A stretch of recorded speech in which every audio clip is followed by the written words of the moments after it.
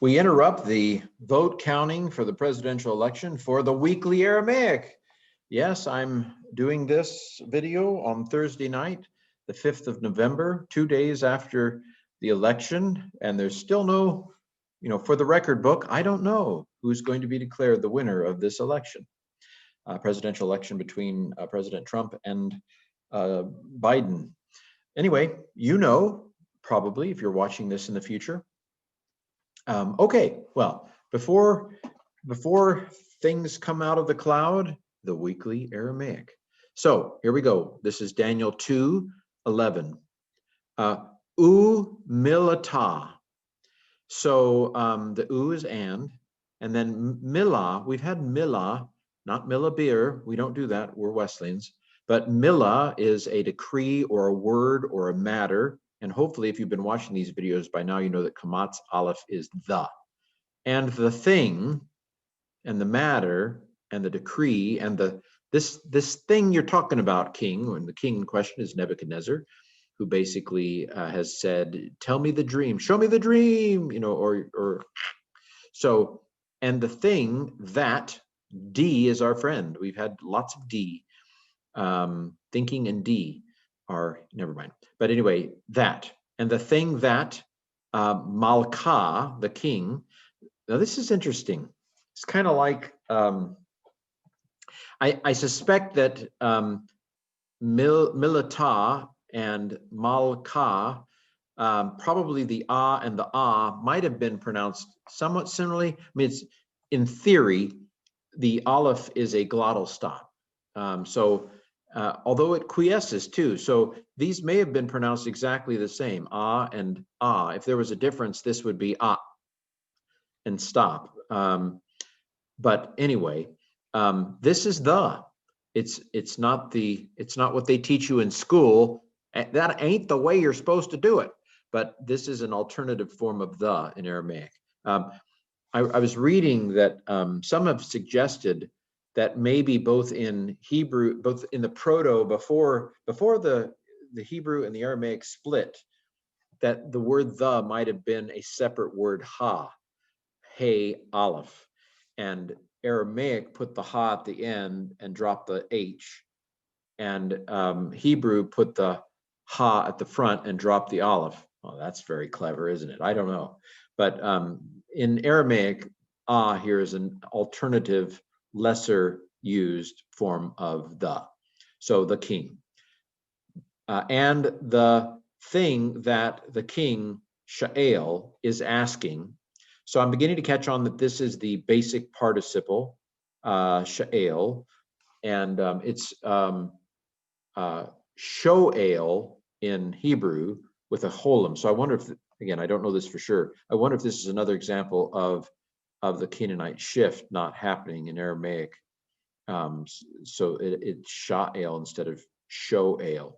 Maybe I'd have to do a little research to know if that's the case. But anyway, the basic participle, ground participle, called the G participle, is this form. So the king is asking this thing that the thing that the king is asking. Yakira, it's difficult. Yakira, I don't know. Yakira, it's difficult.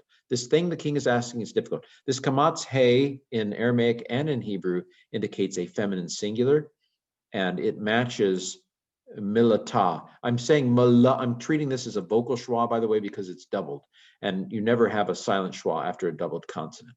So I'm going to take this as a vocal schwa, milata. But mila is feminine, and so thing, difficult has to be feminine too. New sentence. Va'akaran, and other la, not. So akre is also in Hebrew, so this is related to the Hebrew word, but anyway, and other not. Let's not do the Canaanite shift. This is low with a long holem vav in Hebrew, or just a holem, but anyway, it's a long A in Aramaic because they didn't dance. They didn't do the Canaanite shift. We refuse to do the Canaanite shift.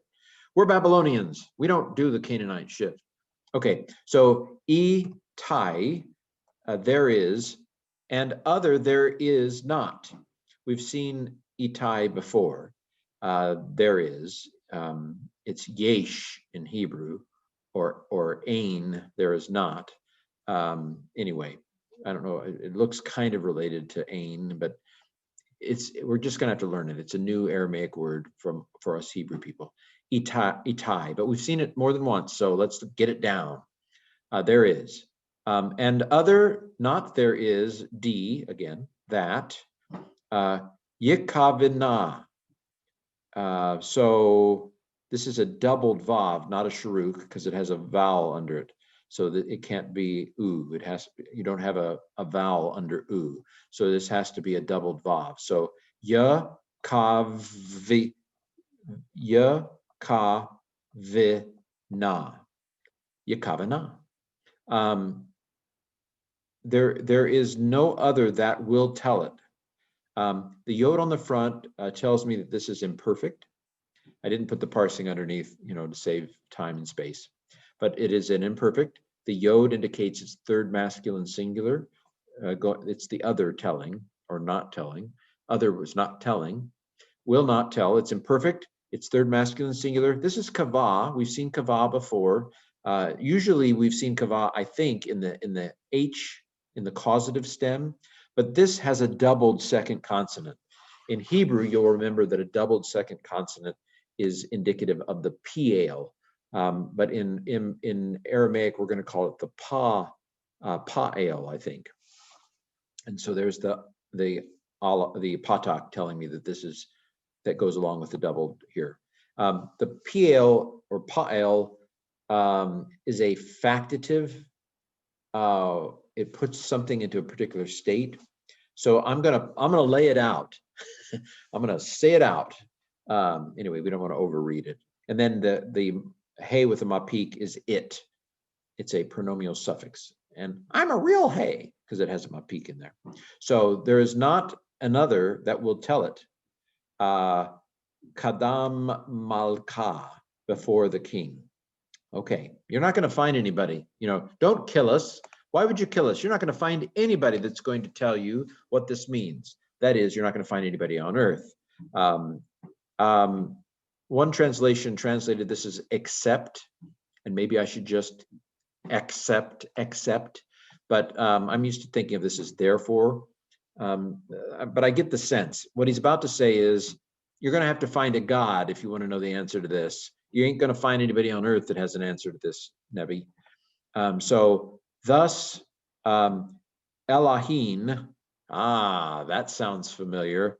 Elohim, sorry. Oh, man, this is fascinating if you're a nerd like me. Elohim is the word for either gods, plural, or God.